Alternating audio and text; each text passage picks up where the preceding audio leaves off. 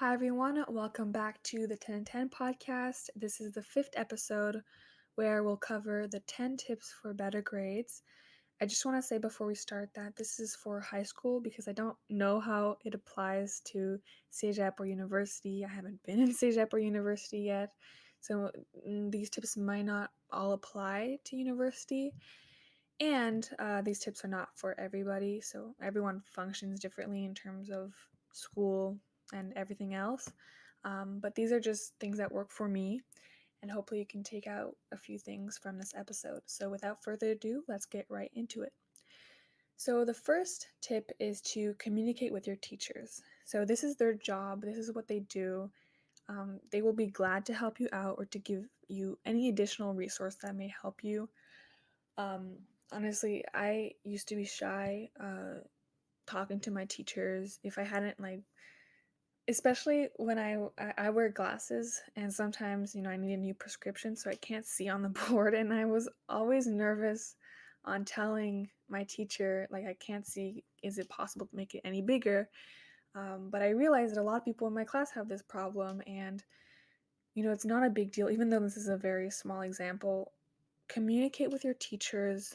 They're there for you, and don't let when I didn't say that to my teacher, it ended up me not being able to read or take any notes during that class. I had to ask my friend for notes afterwards because I was so embarrassed. But don't be, and really communicate with your teachers because they can really help you. But again, don't take advantage of them because they're still people and they have a life outside of school, so just remember that. Two, follow YouTube accounts. So, YouTube is a fantastic resource for students because it provides so much content about every subject imaginable from different people with different perspectives. So, sometimes you have teachers that have a specific way of teaching that may be hard for you to process at school. So, YouTube provides videos that tackle the subject in a different manner that could potentially and probably suit your style of learning. So here are a few YouTube channels that are more obvious and popular, but I'll link more in the description and probably make an Instagram post about it. So there's two YouTube channels that I want to talk about today. So the first one is Crash Course. So this is a huge YouTube channel that talks about literally everything.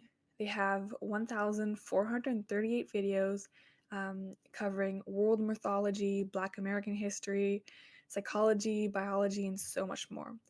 The videos are broken down in a clear way with absolutely beautiful graphics that make all the information easier to consume. And I mostly watch this channel for my personal interest outside of school, but it can definitely help you out in the academic field. And the second one is the Organic Chemistry Tutor. So this channel focuses on providing tutorial videos on organic chemistry, general chemistry, physics, algebra, trigonometry, precalculus, and calculus. And I used this channel a lot last year with algebra. So three, when studying for a test, use the Cornell method. I don't know how to pronounce that, but as well as flashcards. So the Cornell method is a way of taking notes on a piece of paper where on the left side you have the Q column, or what I do is I write the definitions to retain on that side. And the central to right area is for my main notes, and the bottom is for the summary. So for example, my history exam was 6 chapters, so I used 6 pieces of paper. And I went over them a few times before the exam. 4, don't waste your time perfecting posters, making cute notes, and all that. Make it functional. In grade 7, I used to be obsessed with just having a color code for every subject, and I'm sure a lot of people have gone through this, where everything needs to be perfect. If I make a mistake in my notes, I need to restart the whole entire page. It was extremely ridiculous, and I realize that now. So don't waste your time. Focus on making it functional.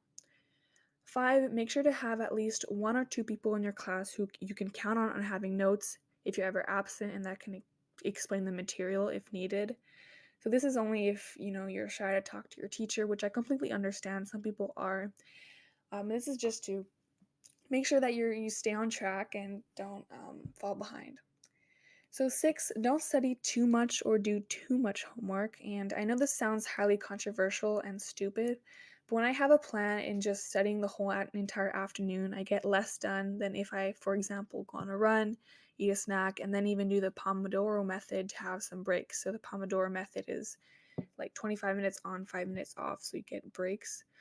The reason for this is if you have a constricted amount of time, you're likely to use it more wisely, and studying late into the night will obviously negatively affect your sleep schedule, so I don't recommend doing that. But again, everyone has their preferences, and I've seen on YouTube people having like 12-hour long study periods, and that's normal for them. And I guess it can work for you, but for me personally, it gets kind of overwhelming if I've planned out to like study for 4 hours, and I honestly don't do that because it's just too much. So, seven, focus on your public speaking and graphic design skills. This is really important because even though your actual content and information is highly important in the presentation, not having a strong, confident voice and forgetful, bland slides is going to make your topic seem less important to the class and not as captivating to the teacher as it actually is. So, just tweak a few things in those two areas, and you'll see a huge improvement in not only your grades, but your overall confidence in the classroom. And don't forget that these skills can be carried out outside the presentation, such as when you're communicating with your teachers, making a point in class in like a class discussion, or in the way you write your essays. And developing these early on will really help you as when you grow older and in new job job opportunities. So this I've really tried to work on, not only because I like graphic design, because it has helped me in so many different fields. So you won't regret it if you try to learn how to improve in these two areas. 8, don't base your self-worth on your academic performances or other people's grades. So an important tip that I have for you was mentioned in my first ever episode of my old podcast called Success and Failure.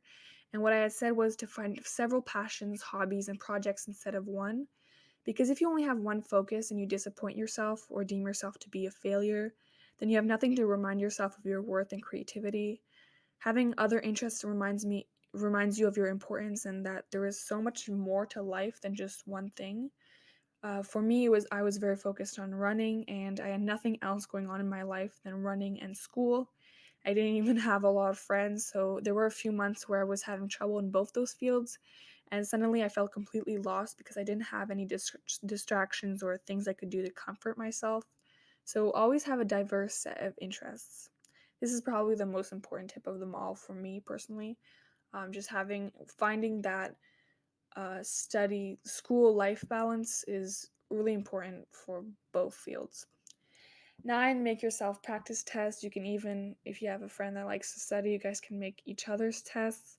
This is just a way to like help you remember stuff and get in the zone for the actual test. I rarely do these though. It's just sometimes when I get stressed or anxious for a test, I just make myself one of these to remind myself that it's not a big deal. And then finally, this is not really a tip, it's more like a few reminders. So, one, you don't always have to be motivated, but stay consistent. It's important to stay on track and not fall behind. So, if you only relied on your motivation for every single thing in your life, you would not get very far in all stages of your life. For me, I, you know, I still rely a lot on motivation, and I try to make myself motivated, especially for runs. But I've just realized that getting out there and staying consistent in my running and just telling myself, just run 3 kilometers. And then from then on, you can see and not rely on after that 3 kilometers having the motivation to run another 7. You know what I mean? So just focused on consistency. And then the second reminder is understand that there is no magical way to get amazing grades, especially not when it's a subject that you're not interested in and have zero drive in that field. Don't study math for 35 hours every day if you absolutely hate it and find nothing interesting just to get a slightly better grade. Instead, sacrifice a few hours a week of that extra grueling math session and learn a new language or something that will actually make you happy and interested. Work hard, but not without any passion. And I'm not saying to not do your homework if you don't like the subject. What I'm saying is there can be a healthy balance between working for your future and working for your happiness. And they absolutely can cross over each other. There is more to life than school. And so that's it for this week's episode. Remember that these tips are not for everyone, but I thought I would share that what works for me. You can follow the podcast at 10 and 10 podcast on Instagram, and our website is 10and10.card.co, card with 2 R's. See you soon.